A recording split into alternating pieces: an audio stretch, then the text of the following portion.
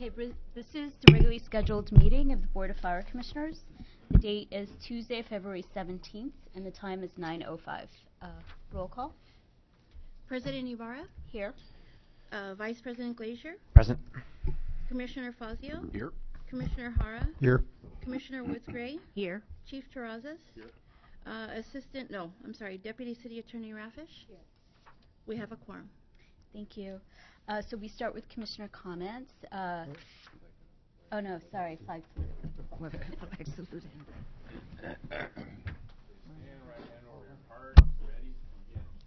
I pledge allegiance to the flag of the United States of America and to the republic for which it stands, one nation, under God, indivisible, with liberty and justice for all.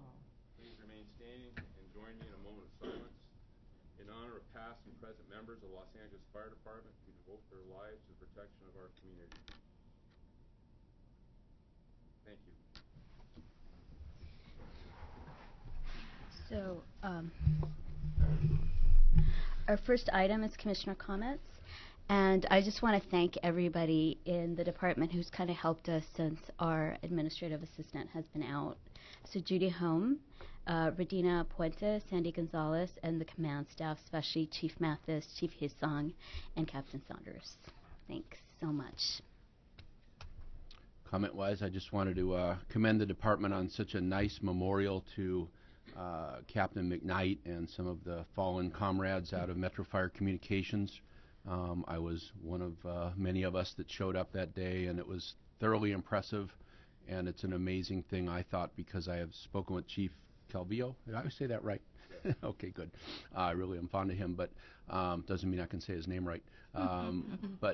He had that vision, I thought, when I went by there about a year ago, and he said, Commissioner, we want to do this, and he kind of, articulated it, and just to kind of come from one person's thought process to see it come to fruition, it's always kind of inspiring and neat. So kudos to him and all the other guys that put all that together, and for the chief to, allow for that to proceed. I thought it was really neat. So, unfortunate circumstances, but a nice tribute to those guys that fell out of that regime.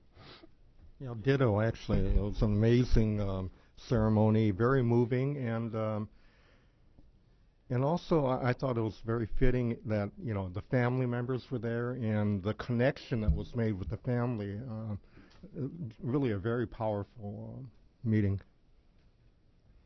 And I'd echo the same sentiments as the previous commissioners. I thought it was a wonderful event. It was very touching to see how many firefighters still have it on their heart, the loss of these fine firefighters, and the tribute that was made for Matthew McKnight was a beautiful piece of handiwork. That woodwork, it's really, really beautiful. I plan to go back and visit that more, just to really look at it, especially when they have all of his paraphernalia in there. That should be very impressive. And I was extremely happy to see the families, as Dr.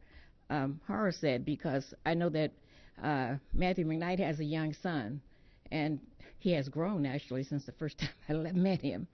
And it was just impressive that they could see and the things that how people cared about their parents and could see what's going to be there for them and their children and children to come. I thought that was very, very nice. I started the month off by going to the mayor had a Black History kickoff, and I did attend it. It was well attended by people from the community as well as other people.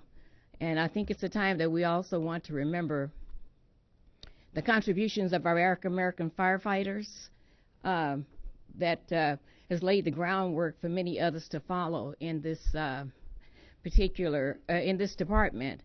And I especially wore my little rubber badge for the rookie because it was so appropriate for Black History Month. And that people remember and know that this man made so many sacrifices, and everybody was commenting on it because they thought, oh, you're not a rookie. I said, no, let me tell you the story, though. So that was a good thing.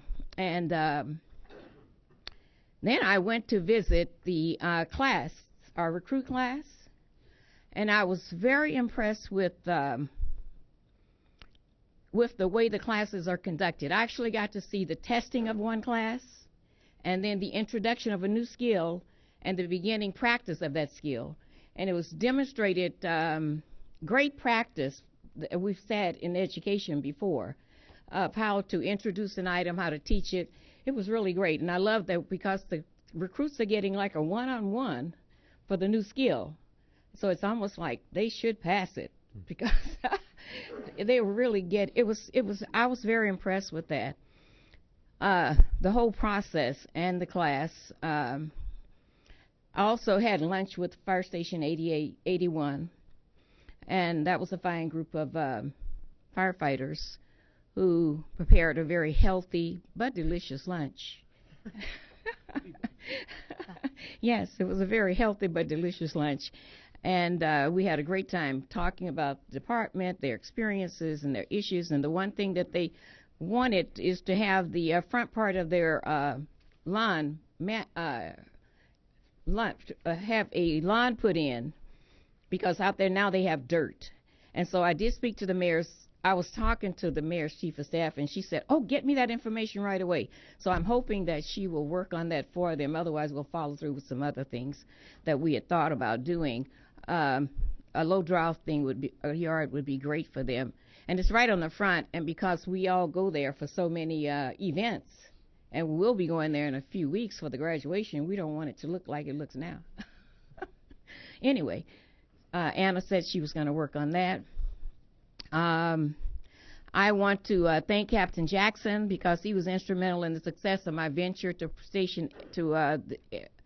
the training recruit class and to Station 81.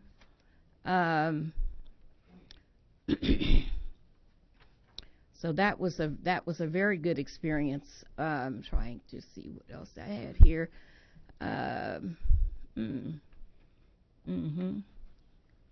Okay, maybe that. Okay, I'm looking at my notes because I have to always I make a lot of notes. These weeks go by so fast. And it was impressive when I talked to firefighters because we find out that firefighters are more than just firefighters. They have so many other things that they do in life that it's really fun to talk to them, to see the breadth of their experiences and their hobbies and all. And the other one thing is that we received the RAND report, and I would like to ask the department to, if we could have a discussion at this meeting about the RAND report, the impact it might have on the department, and I'd like to have that on the agenda at some time, if we could. And I think that's probably all I have for now. Thanks. Just briefly wanted to thank Fire Station 66. They hosted me for a nice dinner, and I really enjoyed spending time with the crew there. Thanks. So that's Commissioner comments. Report of the Fire Chief, starting with announcements, meetings, events. Thank you, Madam President. On January 21st, I attended a press conference announcing a reward for the Da Vinci fire. It's a cumulative amount of $170,000. That investigation is still active and ongoing. That same day, I had the opportunity to be a judge of the 2015 Youth of the Year at the Boys and Girls Club of Los Angeles Harbor. And I'm proud to say that a young lady from Wilmington won that award, so she'll have some additional monies to go to college. From January 27th through the 29th, I attended the Firehouse World Conference in San Diego, and that's an annual conference.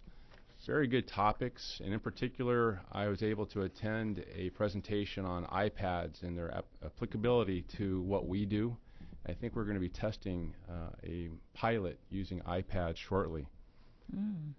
Related to that, very recently, we're looking at purchasing some iPads for our brush inspectors for the brush sweep coming up very shortly. That'll be funded by the Fire Foundation. February 11th, I attended the Circle of Hope Champions for Children Luncheon at the Jonathan Club, another great organization. While there, we were sitting with the representatives from California Hospital. We discussed some partnership opportunities using their sim lab, multi-million-dollar sim lab at California Hospital. So we're looking forward to that partnership. February 12th, I attended the carbon monoxide press conference with Councilmember Fuentes, the gas company, First Alert, LA Unified School District, MySafe LA. It was at Haddon Elementary School in Pacoima.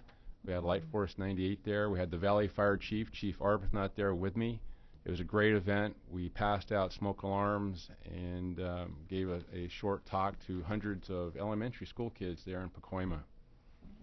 And lastly, February 13th, with many of you, I attended the dedication ceremony to Matthew G. McKnight. It was very well attended, and you're right, Chief Calvillo, that was his vision. And when Chief Calvillo gets a vision, watch out. So give him a lot of room, support him, and good things are going to happen. We were able to dedicate the dispatch floor to Matthew G. McKnight. We also was able to relate. I knew 5 of the 6 dispatchers who died while on active duty. And the thing that struck me after the ceremony and before is that some of these family members never knew their father or their grandfather. And I pointed out that Mia Rose, she was 2 years old when her father, Pete Rose, passed away. And I was able to spend time with her and tell her about her dad. And Pete died at early or late 20s, and he was actually exercising with me when it happened. And she has become very successful. She graduated from UCLA. She's a publicist. She's doing very well. So we're able to connect their legacy to their past, and it was a great event. It was an honor to participate. That concludes my report. Thank you. So 2B is significant incidents and activities under report for the fire chief. First one is report from January 21st to January 17th, to February 17th, sorry.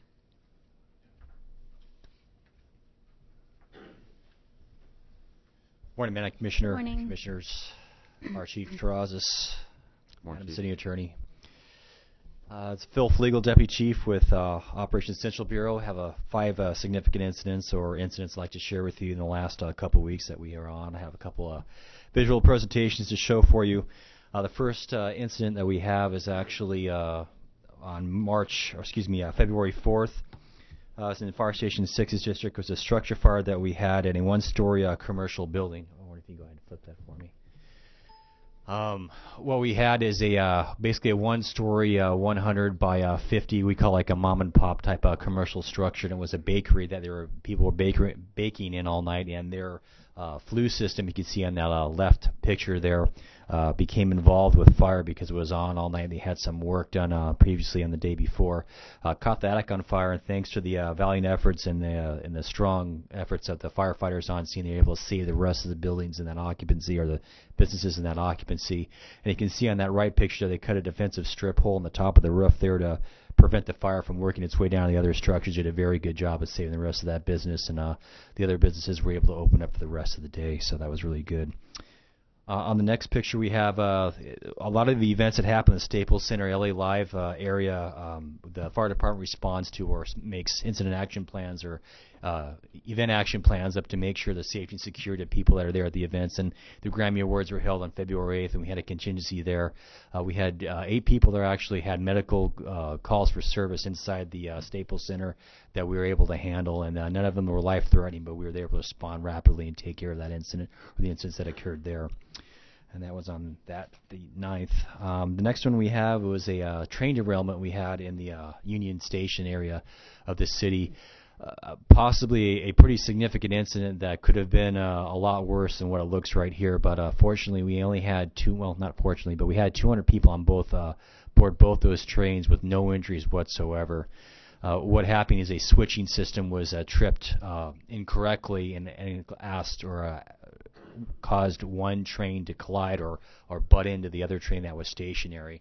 And again, thank goodness nobody was hurt. And what we did, as you can see at the bottom picture there, is majority of injuries that occur, if you don't know, are not on airplanes and trains. When people disembark for emergencies, they twist ankles, break legs, firefighters were able to station themselves on all the exits and evacuate 200 people out of that train safely, and they were able to get on their way home. So that worked out very well for us. Next picture we have here is a structure fire we had on 1580 Yosemite Drive. And unfortunately, with this fire, we did have a fatality in this fire, and it was the elder lady that was inside that house, and she expired. And fortunately, there was working smoke detectors, but for some reason, she wasn't able to make it out of her house on her own. We had to pull her out, and then the next day, she expired, unfortunately. And our last incident that we had here was just a couple days ago on the 13th, is at 322 North Belmont Avenue. We had a significantly small incident, that one-story bungalow house fire there, but what was happening is we had some prevailing winds that actually pushed that fire into the two-story apartment building there, and caused a couple units to catch on fire as well. We had to evacuate several people, and unfortunately they were displaced, and there were 16 people that had to be evacuated and find other care in other areas. And that's it for the Central Bureau for the last couple weeks. Any questions at all? So was that our first fatality of the year? I don't know if you would know the total I numbers. don't think so. None of the. You know what? It may have been. I'm getting a nod that it is. Yes. Mm. Oh, okay, then I guess it is. Then yes, and they did have smoke detectors that were working, but I guess that'd be our first one then. Chief, any background on that as to the cause? No, I haven't come up with anything from arson on that yet. Thank you. Thank you, Chief. Morning, Madam President, Morning. Board, Chief, Council. Daryl Arbuthnot, Valley Bureau. Just a few incidents. I'll keep it very brief. On January 24th, Lancashire, we had a commercial fire. About 35 minutes to knock the fire down. It was pretty big. It was a major emergency. We had learned there were some problems on our end as far as notifications, but it actually went very well. No injuries or anything. The second incident was not a fire. It was actually a bee sting incident where we had one of our light forces and a couple of CHP officers that were stung by bees on the 101 freeway doing a traffic accident they responded to. And the last one was a rescue that you may be aware of regarding a dog. And actually, I think there's some video on it. So you got some video there for us?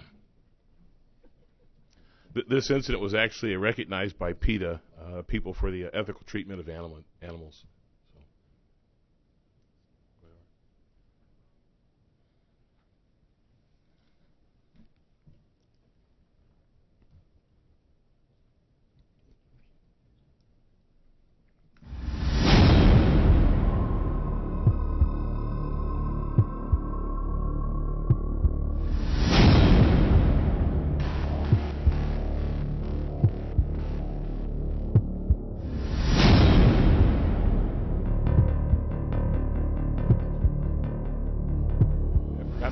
Arbuthnot production. All play out live on KCAL 9. A call came into authorities that a dog was floating in the river in water brought on by our sudden thunderstorm. From Sky 9, we could see the dog struggling. It seemed to be walking along the riverbed until waves would come up and sweep it off its feet. All the while, a rescue helicopter was working to figure out the best way to pull the dog to safety. Then we can see the rescuer being dropped down from the chopper. He hits the water and swims a few feet. When he's lifted back out of the water, we can see success. The small dog is in his arms. The two were dropped off on dry land where firefighters waited to grab the pooch and dry it off. As they walked back, they even got a round of applause from folks worried about the dog.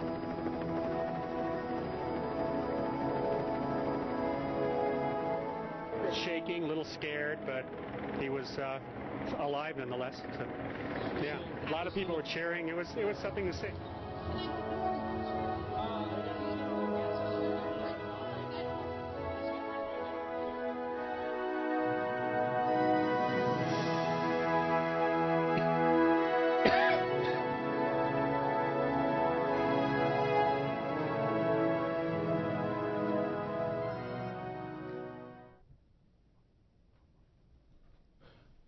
The firefighter John Teruso, who did the rescue, we actually plan on having him come in for a recognition later date. Thank you again. Thank you. I must comment on our audio-visual tools. This is our first meeting since we've had it installed. This is a planning project, and I think Captain Saunders had something to do with putting this piece together. So it's very impressive, And I was asked, and I explained to the mayor, this is a dangerous operation. It's a high risk, low frequency.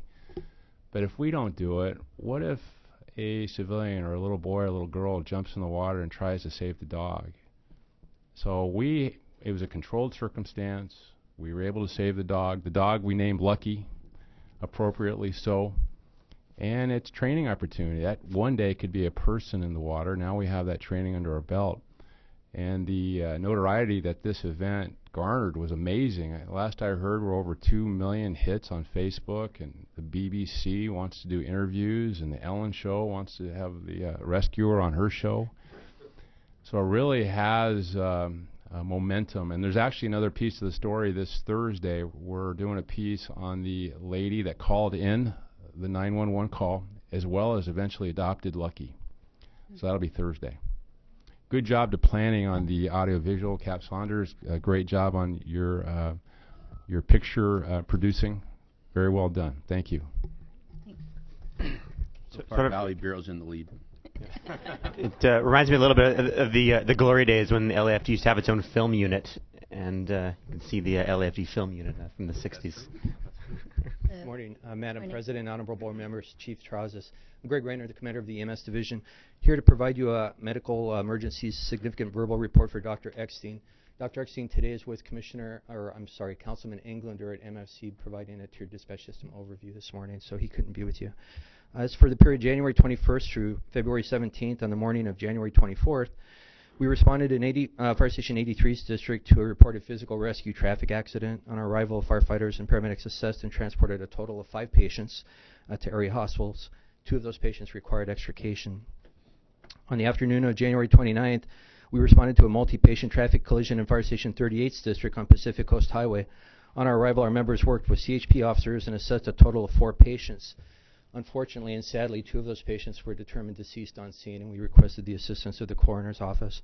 The other 2 patients were transported to a local trauma center.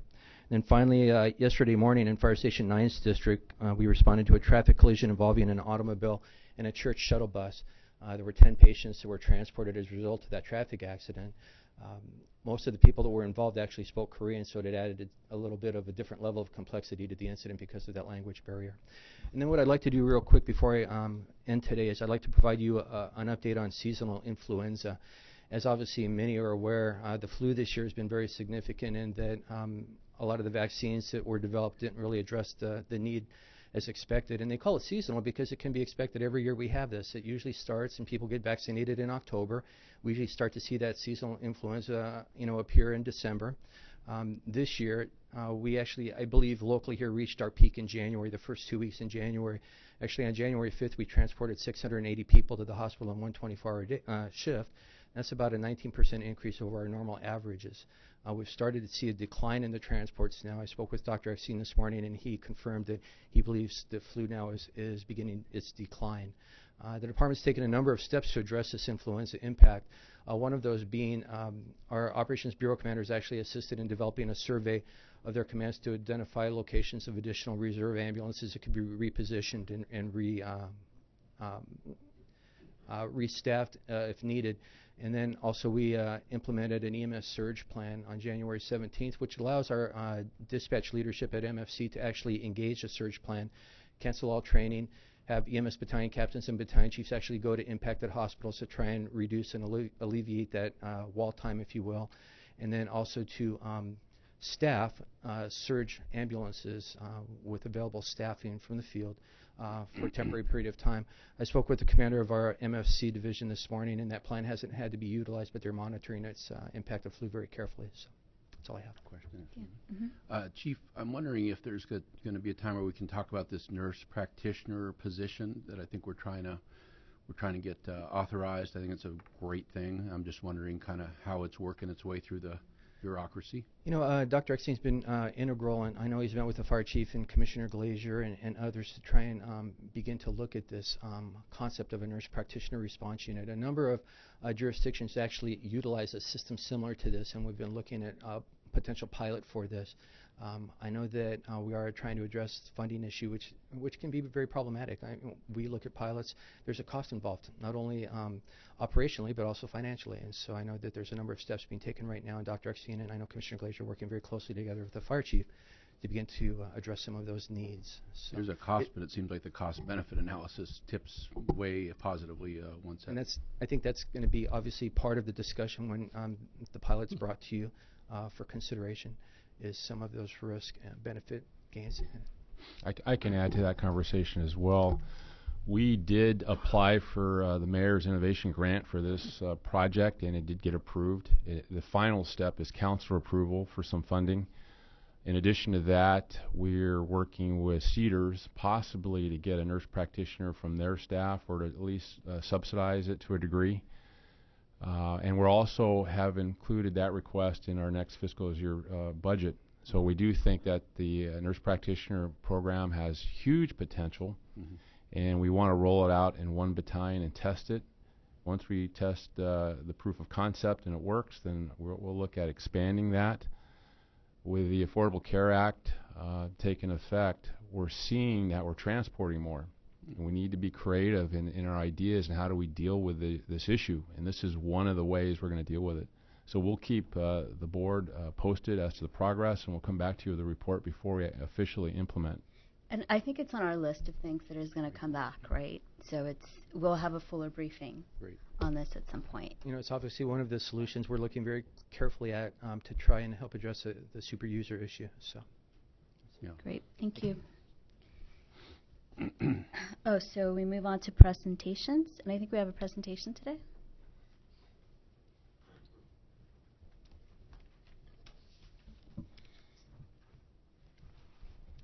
Honorable members of this Board of Fire Commissioners, Madam President, Fire Chief Terrazas, Representative from City Attorney's Office, Ms. Puente, guests and members of the Fire Department, good morning all. For the record, my name is David Ortiz. I'm representing the Los Angeles Fire Department Community Liaison Office. As many of you are aware, Jamie Moore was promoted to Battalion Chief, and so I'm standing in. Today we are here to honor the volunteers for the Los Angeles Fire Department's Toys for Needy Children program. And this program has been around with the fire department for nearly 4 decades. It's a great program that helps and assists young people in our community. The people who benefit from this, for the most part, are children in foster care, orphanages, impoverished schools and churches. And just to take you briefly through what the program is, the program, what it does is it places receptacles at various fire stations in the community, comes out and donates toys at these various fire stations. It gives us the opportunity to interact with the community and have a relationship, meet our neighbors, they can find out about the fire department, what is it we do. And once these toys are collected, they call Toy Central, which is at Frank Hodgkins Memorial Training Center. Our volunteers go out there, pick up these toys, sort them according to age, according to sex, and they categorize these and catalog them. Once that is done, they fill orders that come in from throughout the city. And these orders range from one or a few toys to sometimes hundreds. This would not be possible without the generosity of all our citizens. Our citizens very generously donate to this program and have done for nearly 4 decades. There's 3 major programs out there: the Toys for Tots, the Chips for Kids, and our very own Toys for Needy Children. It's known by the ABC name of Spark of Love. Regardless of which program it is, they are great programs that help the needy children in our communities, and we're very proud to have these. Our members support it, the rank and file support it, our administration supports it, our community supports it, and without all those different parts of it, this program would not be successful. This 2014 holiday season, it brought together nearly 120,000 toys. And that is a job in itself, that many toys to be brought together, sorted, cataloged, and then distributed. So it is quite an undertaking. And our volunteers come in various sorts. They come in civilians, they come in sworn members, and they come in cadets. But the vast majority of the work taking place, it is the cadets that have been taking the leadership role in this and have done most of the work. And that is why they're here today to be recognized. I want to read briefly what Chief Moore wanted to extend. He wanted to be here present today, but he couldn't due to other commitments he had. But let me read to you briefly what he said. I want to thank all of you for your continued support of this program, especially thank firefighters Mike Marquez and Ray Topete for their continued dedication, leadership, exhaustive efforts. Both of these members, along with several cadets and civilian volunteers, spend countless hours away from their families during the months of November, all the way through December and into January. They ensure that the toys collected by our firefighters reach the hands of needy children in the Los Angeles community. The numbers speak for themselves. Every year, the program that Chief Ray Rojo started in the trunk of his very own vehicle has grown in its generosity. The successes of this program can be attributed to the hard work of these members, the volunteers, and the members of this administration who support the program. The LAFD cadets are an exemplary group of people that the fire department depends on for their numerous community activities. However, during the holiday season, LAFD Toys for Needy program becomes a big commitment and undertaking for a group of special cadets. Today, we would like to honor these cadets who made a commitment to support not only this year's toy program, but have done so for the past several years. And that's who these cadets are. These are the cadets that not only show up for one event for one day, but for various years have supported this program, and we're very proud of them. I personally was a cadet at one time. I used to be an explorer, and I used to look up to the captains and the firefighters that were my mentors and taught me many things. I used to look up to one particular captain at Station 26, now sitting at the end of this table, a young Captain Terrazas. And hopefully these young men will be able to retain them, and one day they'll be able to stand here next to me and be part of the fire department. I'll read briefly to you what it says here for each one of these certificates. It says the fire department in special recognition presented to the name of the member, cadet. On behalf of the Los Angeles Fire Department, we thank you for your commitment to the LAFD Toys for Needy Children program. Your hard work and extensive hours help put smiles on thousands of needy children throughout the city of Los Angeles. Dated February 17th, 2015, and the chief's signature, Ralph M. Terrazas. So as I call your names up, would you please come up and accept your certificate? First up is Eddie Tiburcio, cadet.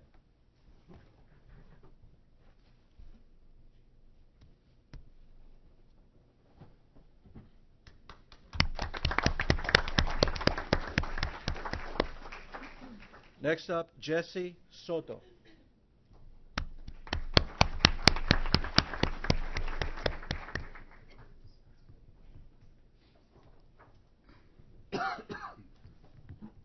Alfred Bernard Taylor.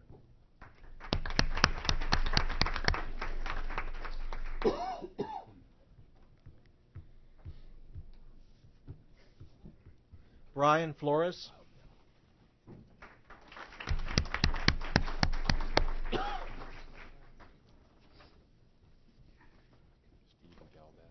Stephen Galvez.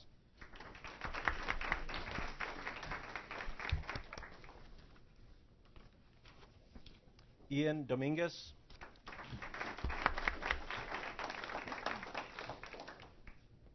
Brian Jaimes.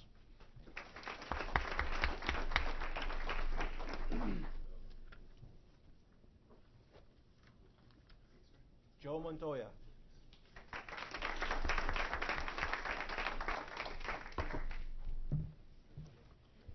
Also, one of our most outstanding volunteers is civilian. She has dedicated hundreds of her personal hours to support this program. Her name is Elizabeth Schnell.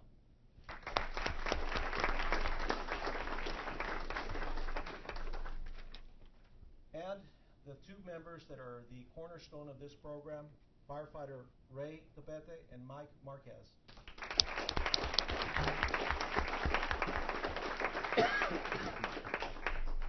I think Mike Marquez has a few words that he wants to say. Thank you, sir. Good morning, everyone. Good morning. I just want to say a few words, if it's okay. Ray and I, we get paid for doing this job, but these young men here and Elizabeth, they're here countless hours, as they said. Some of these guys will call after their jobs at 5 o'clock in the evening to ask if we're still there and come and volunteer the last couple of hours. That's the dedication that they put into this program. Elizabeth owns her own business, and she will put somebody else in charge, and then she comes down, and if it wasn't for her, the operation wouldn't run as smoothly as it does because of her help in the front office with Ray and myself. And last but not least, we have to have support at home. And I know I'm speaking for Ray and myself. We could not do this without our wives, and they came here to support us, but they deserve this recognition just as much as anybody else up here. So if you don't mind, I'd like them to stand up.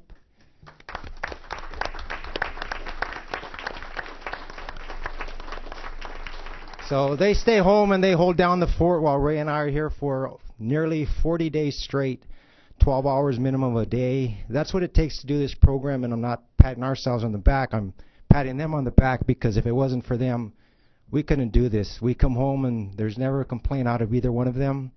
Ray complains a lot, but they don't. Anyway, I just wanted to make sure that they got recognition also. They came here to support us, but they actually need to be recognized also. So thank you very much. We really appreciate it. Thank you for all your work.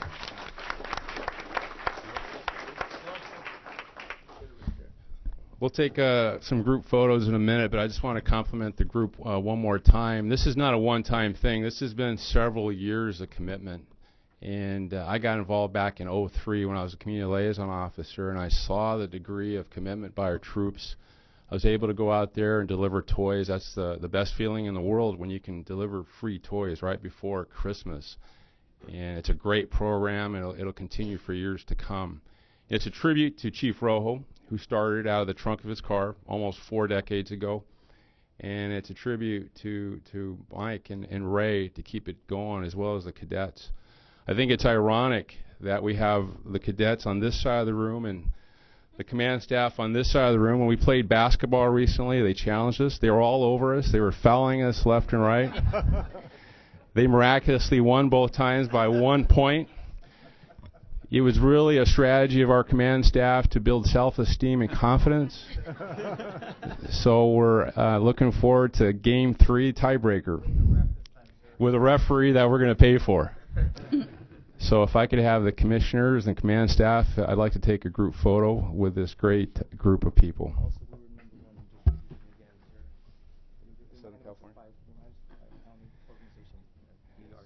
And we're also #1 in terms of countywide. There's 5 counties, and we're #1 in terms of the number of toys that we collected and distributed. So next year we're going to set a new record, though. Great. Let's take a picture. Far away from your father.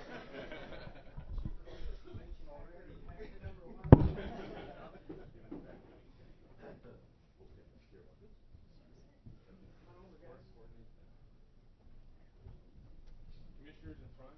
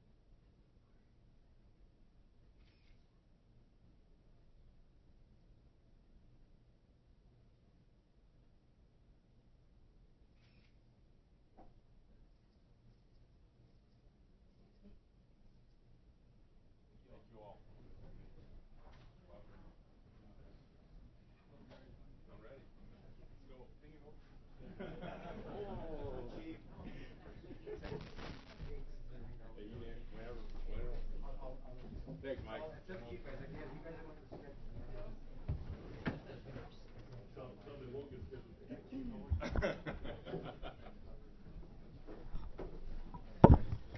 Appreciate all the support up there.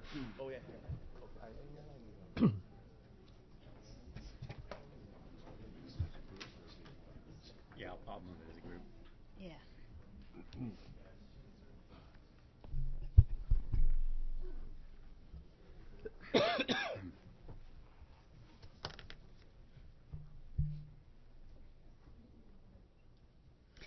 Okay, so back to the agenda items. Item 4 is the consent agenda items. We have 3 items. Move items 4A, B, and C to move the recommendations. Second. All in favor? Aye. So moving on to the regular agenda items, we have a little bit. 5A and 5B. We actually have 2 Bs. But the first B is actually related to the A because they're both the same reports by the department on the status and disposition of LAFD matters referred to committees and departments. So why don't we take those 2 together, and we'll call those both A, and then the second B will be the real B. Let's see that.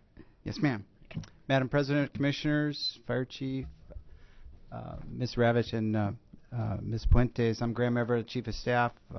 Give you a review of City Council and Committee's Activity Report.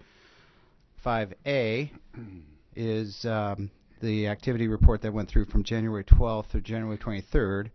And 5B, also in your packet, was January 26th to February 6th.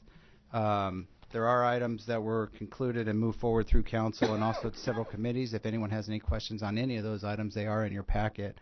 I do have 2 additional items that are not included in your packet that have had since then. In Budget and Finance Committee, they recently heard from the City Administrative Officer to identify funds in assisting the financing of the Special Olympic World Games, which we have a representative, Battalion Chief Mike Greenup, has been assigned to that project. So he was also there. The committee continued the item for a further report back up to the CAO. In addition to that, from the Audit Committee today, Captain Everett is actually going to be representing the department as the Controller's Office reports back on the workers' compensation for fire and police personnel. And so there's a audit that was conducted there, and so they'll be reporting back on that. And that's all I have. Okay, so if I could move, I'm just going to say the numbers here just for clarification's sake. So I'm going to move items 5A and 5B1, we'll call it, but that's reports 15-009 and 15-013 to receive and file. Second. All in favor? Aye. Aye. Thank you. So I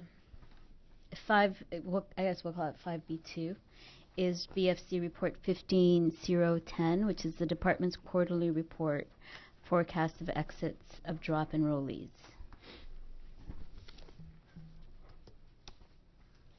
Good morning, Commissioners. Norma Gutierrez, Personnel Services. The report is prepared by my staff, and it is the report that's dated ending the quarter of December 31st, 2014. Did you have something? Sorry, didn't want to interrupt. No, did you have any questions about it? Just generally for the department, we see these drop numbers come, and I know we are the main solution to employees dropping is hiring new people, and obviously we're trying to move that along as quickly as possible. But I don't think it's going quite as fast as we hoped. Certainly we're hoping that it accelerates, and I know that you're taking all the action you can to make that happen. My question would just be, look, we're looking at one day next year, I believe, or in 18 months roughly, where there's going to be like 110 people dropping in one day or whatever the number is. Do we have a plan B if we don't have enough people hired? Is our plan B just overtime, or are there other possible?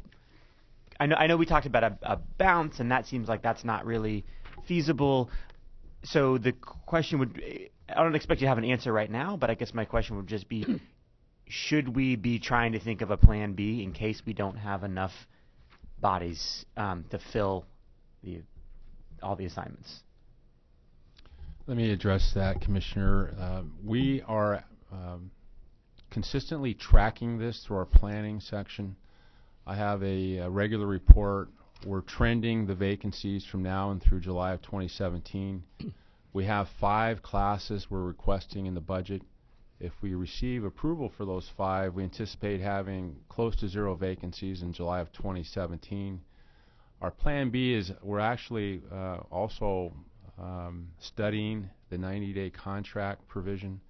That equates to about 10 months of employment with us because of our platoon duty schedule. We need to be very strategic in how we address that because there's tax consequences and there's labor issues, work comp issues. So that is our plan B. As I look at the vacancy rate from now through 2017, it fluctuates. It goes up and down. We're a little over 200 vacancies as we speak.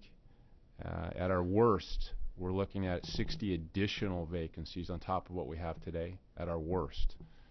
So I'd say it's dependent upon how big the class is and how many we get next fiscal year.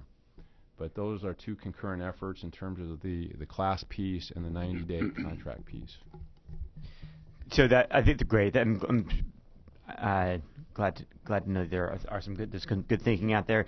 That there are more. You may want to think about some more creative options, just sort of to have in your back pocket. Of I've been out in the field and I've certainly talked to folks who are leaving, but don't necessarily want to go.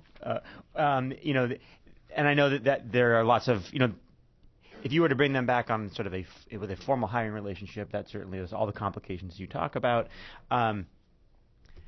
I don't know if there are some creative ways to think about letting those guys volunteer to come back. But even if without, I recognize there's a lot of complications there, but something to think about. The other piece I would say, which is peripheral to this, but we're losing a lot of chief officers right now and through the drop program, as well as our rank and file, and we're losing a lot of experience with that. And we have a lot of really great talent coming up through the ranks, and I'm consistently impressed with the folks that you continue to promote. However, have you ever thought about creating a coaching program or a mentoring program where our recently retired chiefs, battalion chiefs, or even even captains might provide like a ride-along coaching where they're actually they're observing, built on some coaching programs that exist in some other industries. But it's just I throw it out there as a something to think about. There are certainly things that happen. I think back to an incident that my local house went on, fire station went on 82s a while back, where there was a facade collapse on a strip mall, and we were really lucky that we had one of our most experienced battalion chiefs, I think, on duty at that time, and he saw it and he pulled the crews back. But if he hadn't have caught that, we could have very well had a couple of very, very seriously injured or worse firefighters, and those are the kinds of things where I think. We have these new crews of these new battalion chiefs coming in. We have fewer fires than we've ever had, and is there something there for, when I look at this front row here, and I feel like in 2 years' time, many of them will be changing, but there's a lot of experience there. And how great would it be if I were a battalion chief? Maybe a little scary if I had Chief Rueda sitting next to me as my coach for the day.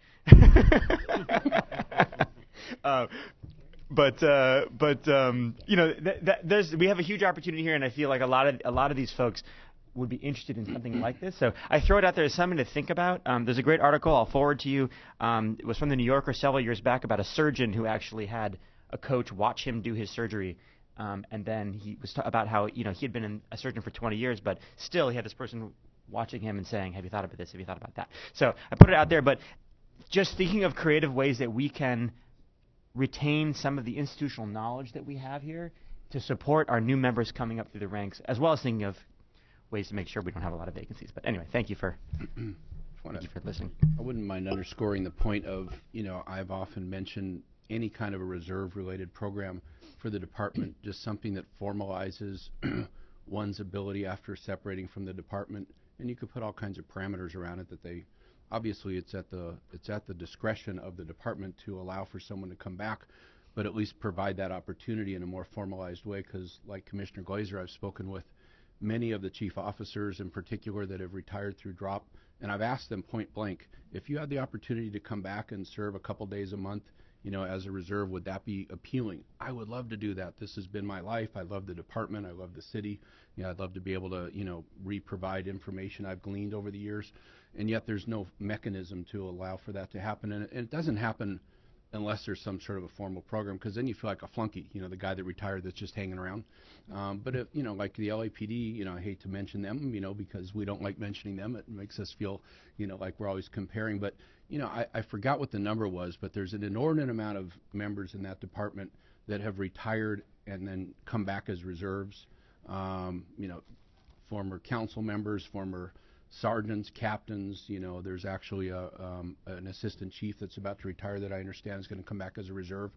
And I think those are, like Commissioner Glazer said, it's an invaluable resource that we lose, and they just kind of go off into the twilight zone.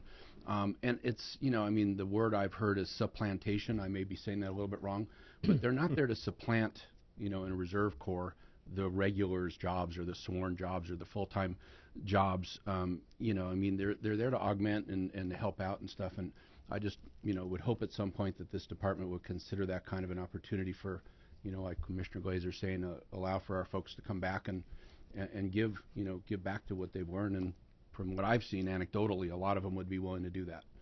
Notwithstanding Chief Rueda is probably tired of this place. Although I'm sure he'd be happy to come back.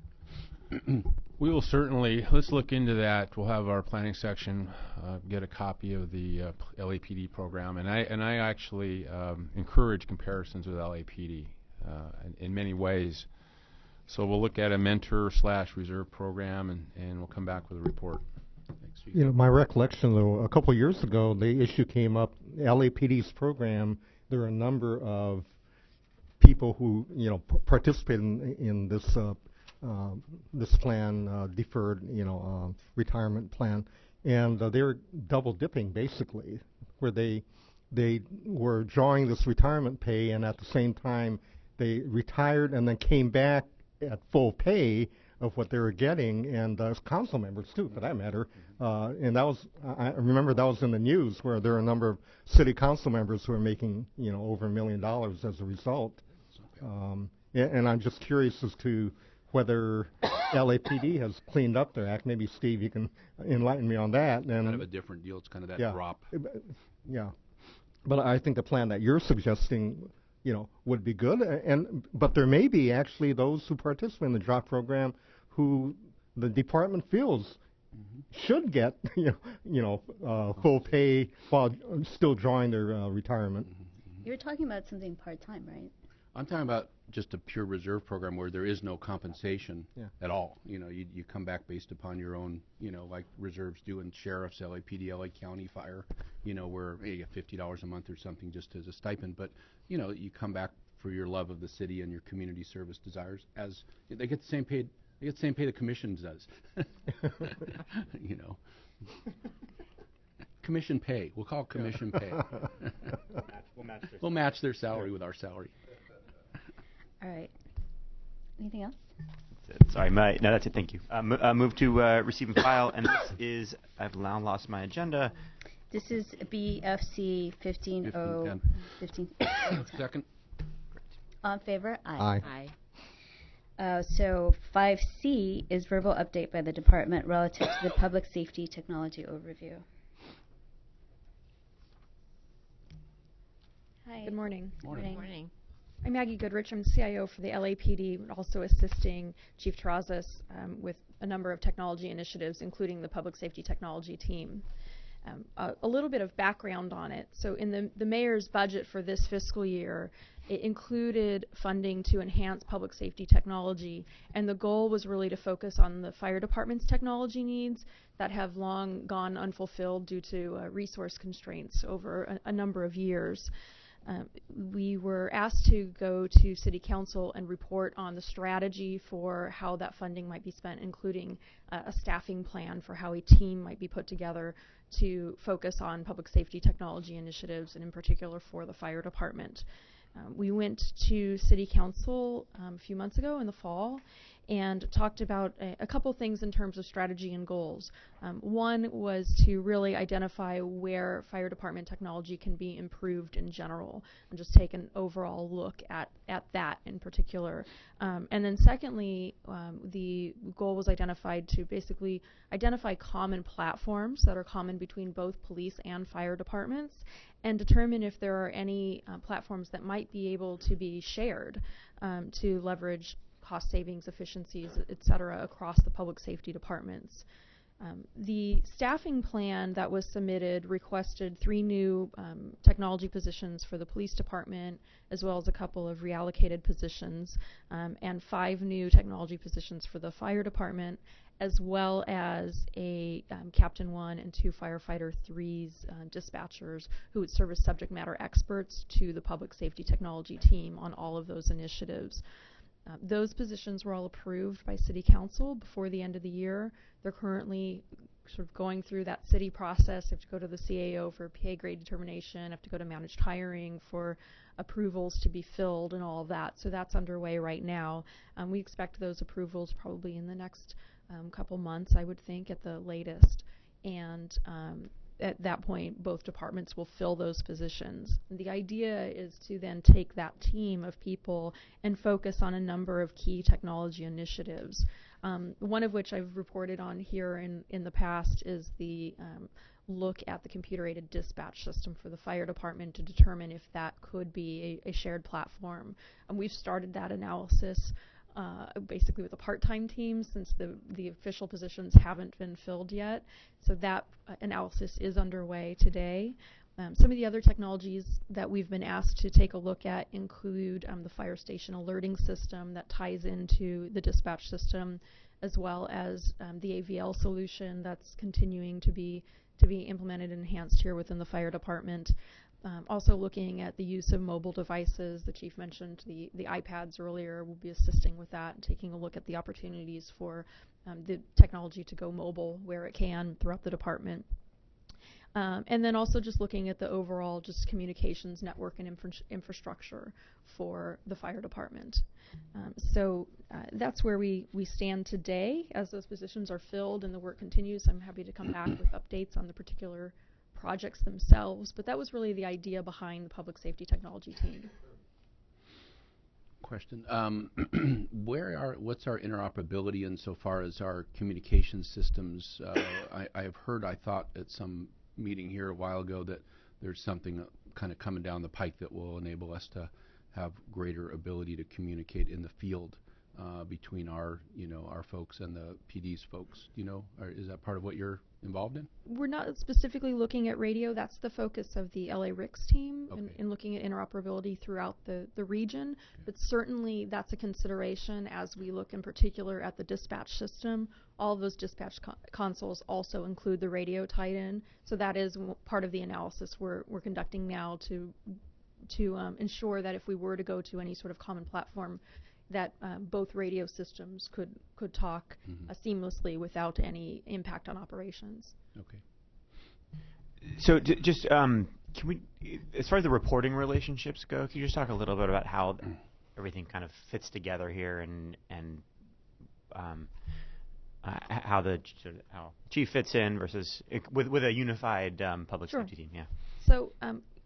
The request was that my position at the police department essentially become, rather than CIO just for LAPD, a CIO for public safety, to oversee the particular initiatives that I just mentioned.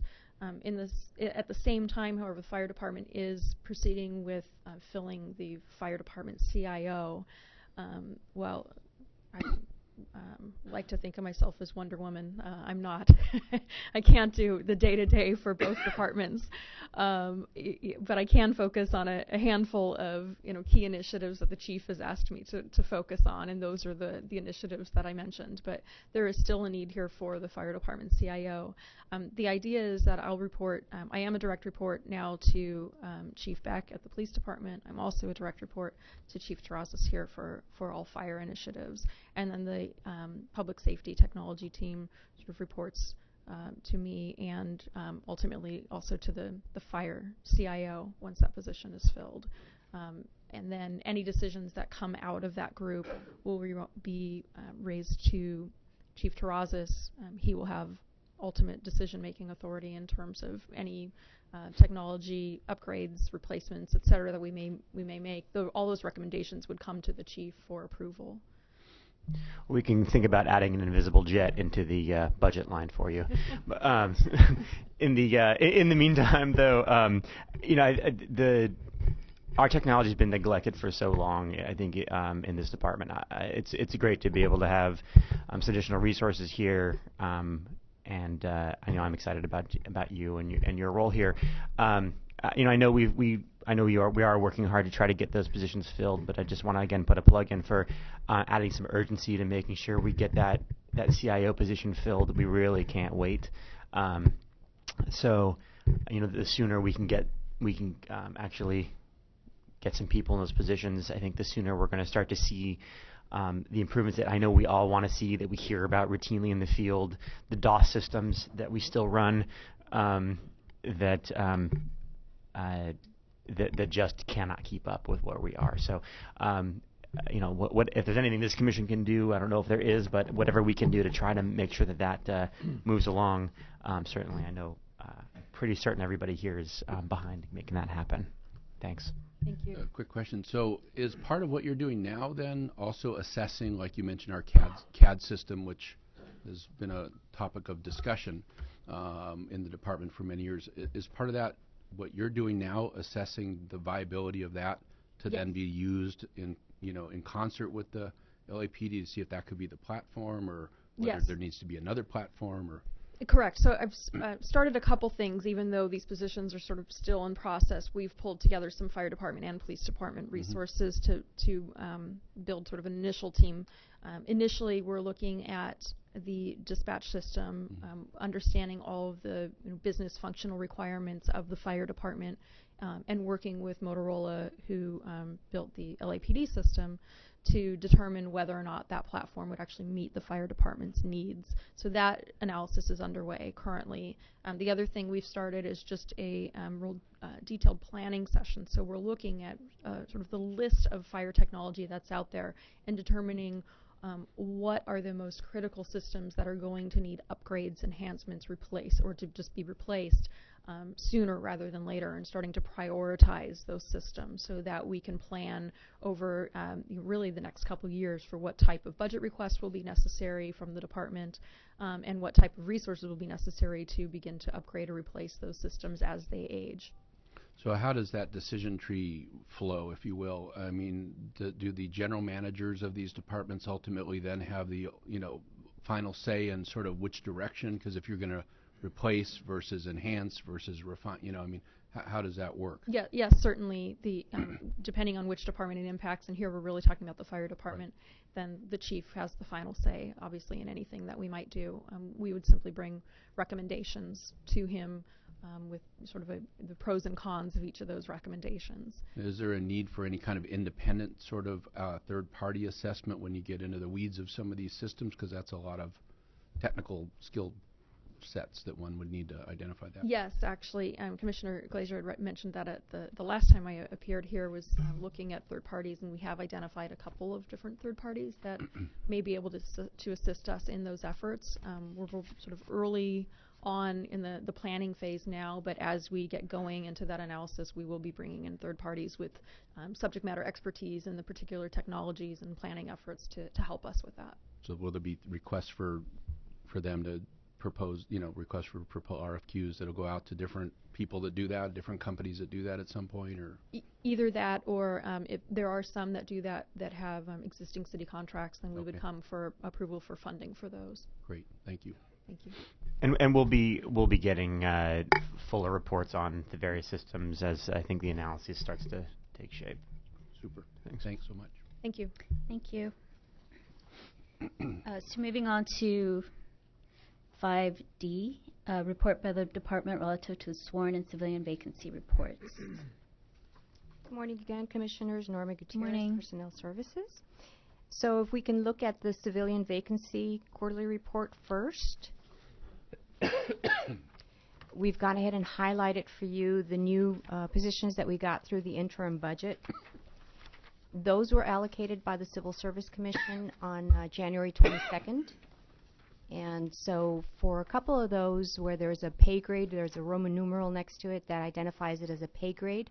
That means that the CAO has to take action on it for that pay grade to determine that it is appropriate at that level.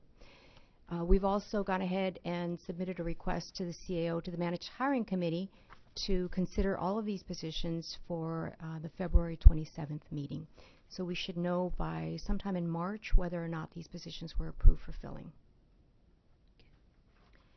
On this report, I also wanted to let you know that if you scroll down, if you look down at the MA1 in ASB EMS contract, that was filled, and it's going to be filled effective February 22nd.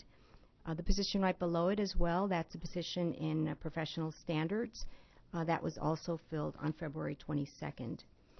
And then in addition to that, we filled 16 other positions, 16 other various civilian positions. So that'll be the difference between this current report and the last one that you got, the last quarterly report.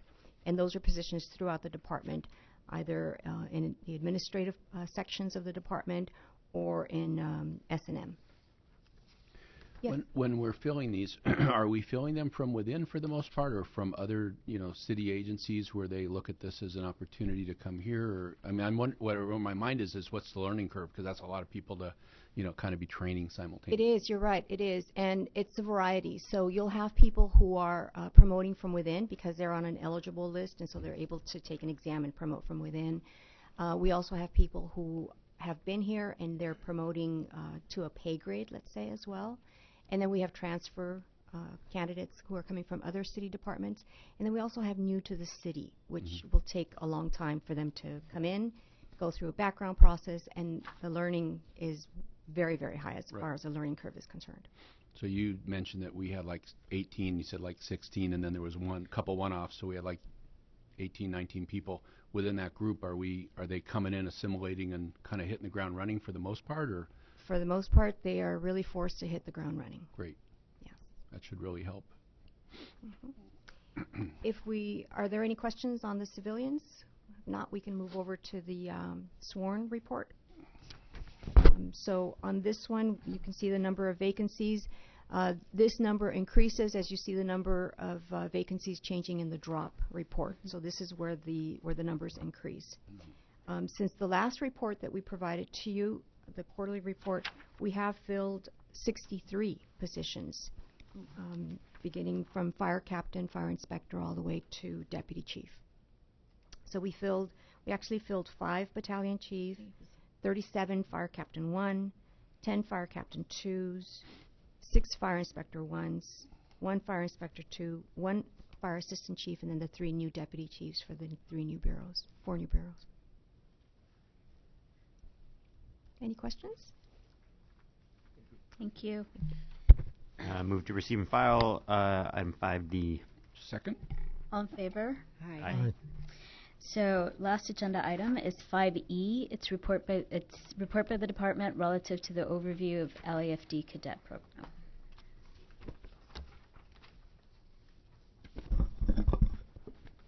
Morning, Commissioners. Madam President, Chief Terrazas, City Attorney Redina.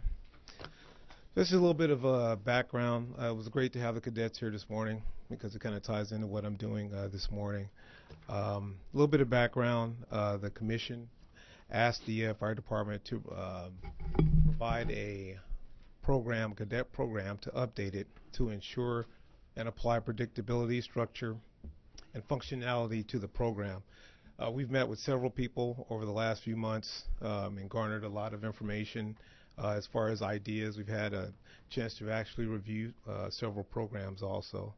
And the document is basically an action plan. It's a framework in which to develop a more robust and focused effort in the program's development for the future. These goals will ultimately coincide with the department's overarching strategic plan in 2015-2017. After meeting with several people, it seemed very difficult to develop a program in such a short time frame. It would better line up with the department's overall strategic plan. I'm just going to briefly go over just a few of the goals here. There are 7.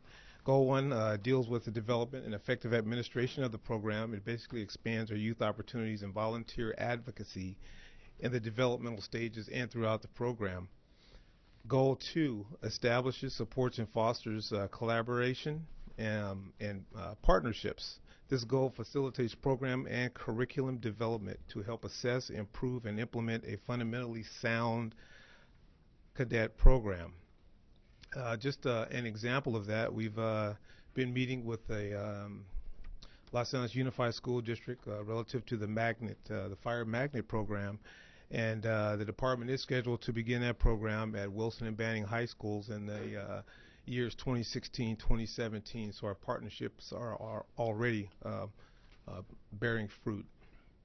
Goal 3 concentrates efforts on basic but principal focus of the cadet program, which is to attract and admit diverse, quality young men and women. The end result would be cadets that are true assets in the community, and they are available for eventual hiring consideration. I know we've talked about that, but this really gives us an opportunity to really take a look at how we link them to our hiring process. Goal 4 focuses efforts on the importance of the inextricable link between the LAFD and the cadet program. This goal ensures alignment with both our current policies and the future needs, including the community and any response team response needs that may be needed in the community. Goal 5 basically tells the story of the cadet program, and I think we need to really do a great job at this to generate a broad understanding and advocacy and support for the program or for the LAFD. It basically ensures that our internal and external audiences, stakeholders, and partners are well informed on major positive changes of the program. Goal 6 spotlights our tenured members. To produce exceptional youth in the cadet program, we too must demonstrate exceptional behavior.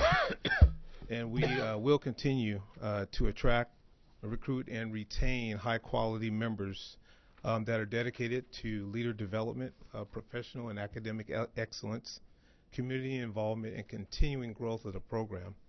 Goal 7 is basically our funding piece.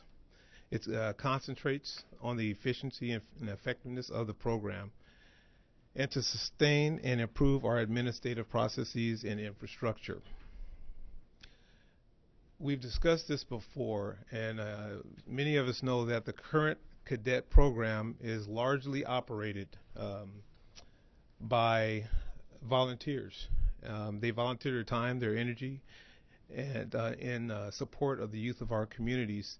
And I truly, after speaking with them, spending a lot of time with them, with cadet coordinators, I truly commend those members, as it is most honorable to teach and spend time with our youth. As the cadet program is developed and implemented, and to ensure sustainability, the department will research various methods in which to fund the program. There are a number of private and nonprofit agencies that have continued to support us, and I just kind of want to acknowledge just a few of them. Through financial and logistical support: United Firefighters of Los Angeles City, the Fire Foundation, Los Angeles Unified School District, and the East Los Angeles College. It is anticipated that the department will maintain these relationships and continue to search for meaningful partnerships in the future. For the cadet program, some of the information that we've garnered is to ensure a strong emphasis on college and career readiness, leadership, character building, discipline, academic excellence, and life skills.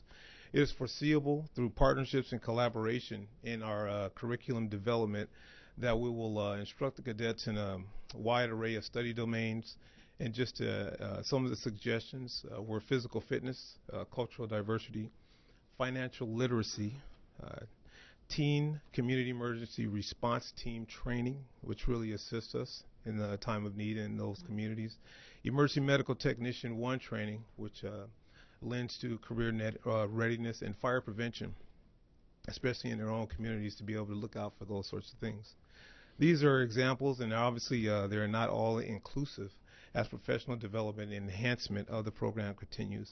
Overall, the plan basically coordinates the actions of the department leadership, our members, the cadets, current cadet staff members and stakeholders in the community for unity of effort. And I just want to thank some of the, I've met with several of you, and I just want to thank you for your input. It's been enlightening, and all the folks that we've met along the way, just in developing this plan, and really look forward to partnering with you in this. Thank you. Any questions? I have some questions, just some background on how these programs work. I don't, like how do different cadets get involved? You described 4 different programs. Do they progress through these different programs? How do they find out about it? You know, that sort of. That's a large part of just the development of the program. This is basically an action program. An action plan in getting to a lot of those answers. But to answer your question, right now, there's a lot of recruitment that goes on. As you've seen, there's a lot of word of mouth. Cadets come from a lot of different areas. I know we've discussed before with a few of you that the boundaries are not bound to the city of Los Angeles. So our cadets come from as far away as Northern California. So we get them in a large number of ways. And as far as the program development, I believe Commissioner Glazer, we already made some inroads as far as curriculum development, and we've already been sharing those ideas with them and how we want to move forward. You make a great point, though, which is that we have a lot of disparate programs that relate to youth right now, and they really do need to connect. There's no reason why the fire academies that we run on weekends shouldn't be connected to the cadet program that we do. That should also be connected to the Teen CERT program that we do. These programs all bring value, but they work better together, and when there is a progression through them. And so I really do, through this process, hope to see those linkages start to happen and start to see them coalesce into really a coherent pathway for our young people. As you mentioned, I have done some initial outreach to the district. I'm looking at ways to form partnerships. We cannot write this new plan internally. We are subject matter experts in a lot of things, but youth development is not one of those. And so bringing in an expert for youth development to support us in this, I think, is vitally important, and I think there's agreement about that. I have also spoken with the Fire Foundation. They're very, very interested in supporting some of that, in supporting some expertise to come in that. But I really think we're going down a good pathway right now. I think building those strong connections within our department, knitting those programs together, taking a look at how we bring that rigor in that's going to get us to really a program that I think is really well regarded as far as supporting life skills, academic excellence, character strength, as well as preparing people for careers in firefighting, which, let's be honest, many of them aren't going to pursue, but they will be better off for the experience of having been exposed to our members and having gone through the program. And that's really, to me, what the primary objective to me is.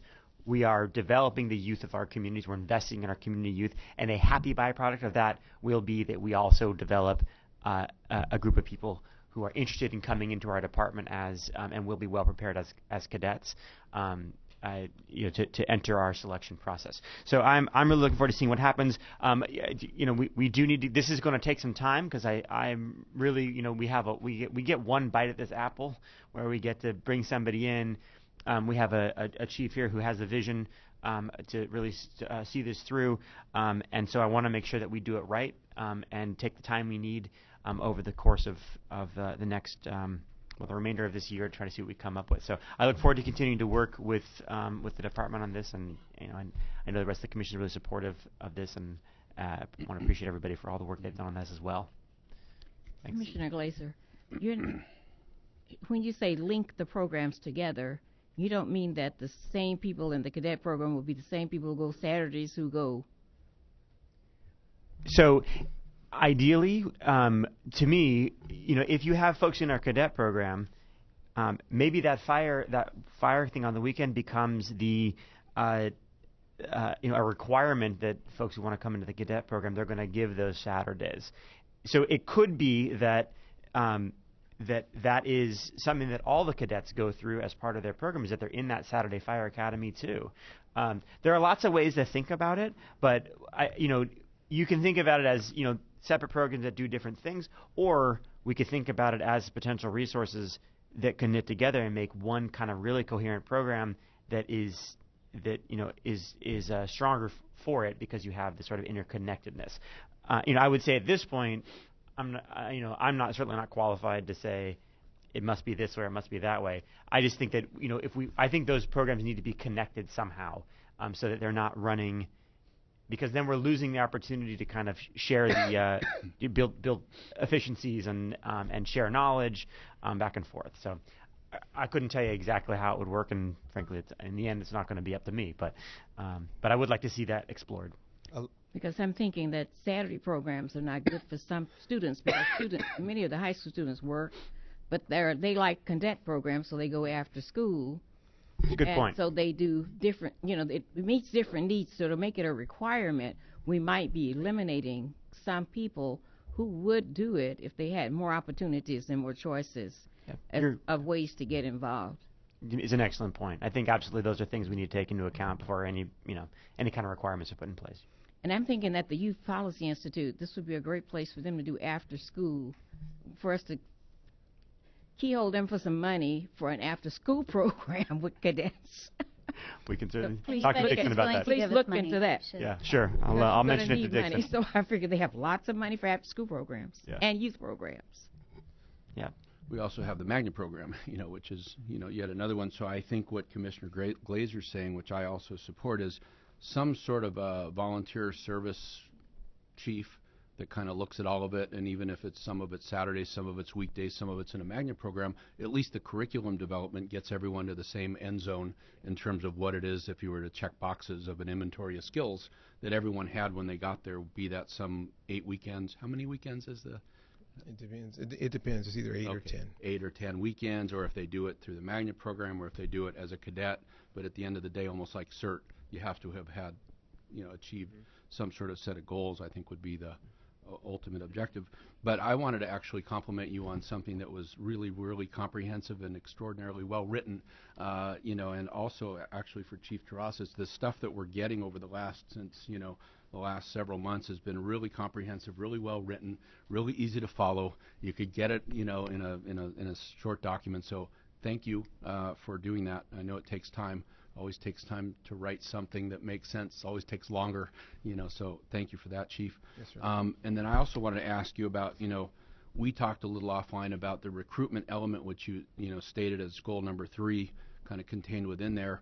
And I know it can't be done easily, but, for Prop 208 or whatever it's called, in the random selection process that we're currently running, and I'm not denigrating, anything in this statement. I'm just asking, is there a way that you've contemplated, and you don't have to answer now, but it would be great if there was a way, let me phrase it that way, if those folks that went through all that painstaking effort, could then be put into a system that would give them extra points or something to actually find themselves able to matriculate into part of the selection process. And I know that there's all kinds of laws, it's not a department thing, that we can't run afoul of, obviously, to do that. But I'm just wondering if there's out-of-the-box ideas, there's other jurisdictions that have folks, as ambulance drivers as part of a program. I don't know what the ways are, but, I would hope that the department could come up with some way of, giving people that spent 2 or 3 or 4 years as cadets an opportunity, after having proven themselves, to come onto the department as having, already been sort of part of the department. So I saw that as one of your points in here, and I would just want to underscore, if there's some sort of a creative solution for allowing for people that have put their time in to, to not lose them. I don't want to lose them to another department. So I don't know if you have any comments on that, but you don't need to if you don't have any. There are actually ways in which to do it. It's just that they don't happen overnight. Mm-hmm. They take time. You have to talk to a lot of people, and probably have to go through here to council. Probably maybe a charter change at some point. But there are ways to do it. In fact, I think we directed, I think it was Reza maybe, when we had a discussion about having something with the cadets do, I forget what it was, right? I mean, I think we've talked about it before, about the idea of is there a way for our cadets to be, supporting our 800s as another position, and also just generally getting an opinion from city attorney as to, is there a way for our cadets to have a pathway into the department? So this is something we talked about 3 months ago, and I know that we said that it would take the department about a year to figure it out, is what we talked about. Yeah, I could add to the conversation. I had a discussion last week with one of the city attorneys about this very question: could we fast track a cadet? And the answer is yes, but it would take some time. There's problems with consistency in the documentation of hours and curriculum at all these various programs. Because how do you evaluate somebody who's been at a station for 2 months versus 2 years? But the bigger question that I hear and we've recognized is that all these various programs are in silos. We have Crew 3, we have the Fire Station Cadets, we have the Fire Academy program, we have the high school magnets that we're attempting to start. I think our challenge is to coordinate these various programs and have them located in one place so that whoever's interested can choose which program fits them. And some people may find that one or two of those programs work for them, and there could be some overlap, and that's fine. What I found that the most successful plan from experience in my relationship with Banning for 13 years was a partnership with the fire department, the high school, and the junior college. When you have that triangle there, Banning's located on Avalon and Pacific Coast Highway, about 2 blocks away from Fire Station 38, and about 4 miles away from Harbor Junior College.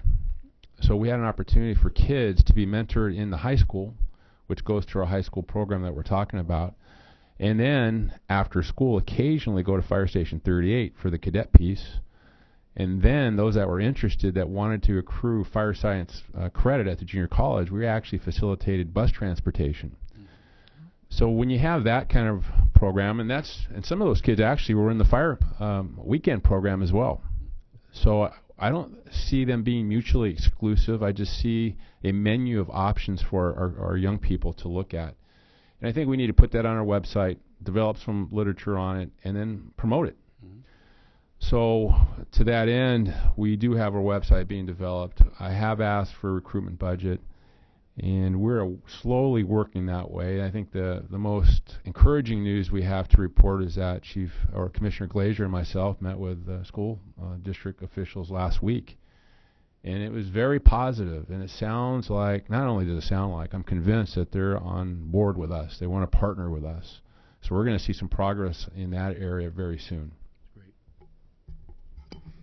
I like the idea of having all the same curriculum. So I think that's a real key thing, so that everybody's teaching the same thing wherever they are. I think that's really important. Just as a point of clarification, on page 4 of your report, it just talks about the current program overview. The cadet program, several of those programs that we've mentioned are under the cadet program, whether it's the fire program at the high schools. The ride-along programs is what we generally refer to as a cadet program, as well as Crew 3 or sending to a regional fire academy. So we have been in the process of already trying to link those together, but we will do a better job in the future. Chief, is there any update? We had a good meeting with the LAPD at one point. I'm just wondering if there's been any further coordination or discussion with them relative to collaboration. Is there any? I could speak to that. My initial thought was to expedite and accelerate this process would be to partner with them. We had some discussions with LAPD instructors, and there's concern that we could be taking all their students. So I'm not closing the door at that option, but as we've discussed this program with the school board or school district officials, I think, and Commissioner Glazer said it well at our meeting, we have 2 different types of cultures, fire and police. And we are very confident that a firefighter magnet high school program is going to be very popular and very successful. So I think, I don't want to speak for Commissioner Glazer, but I think having our own magnet program is probably the better way to go. Yeah, I think what we looked at was just the curriculum development piece, if you recall, public safety type stuff. But I agree with what you just said wholeheartedly. Thanks, Chief. Thank you. So, recommendation to receive. Move to receive and file item 5. Second. E. E. Thank you. All in favor? Aye. And we don't have any public comments today, right? So, just motion to adjourn. Move to adjourn. Oh, good meeting. Oh, all in favor? Aye. Aye. Adjourned.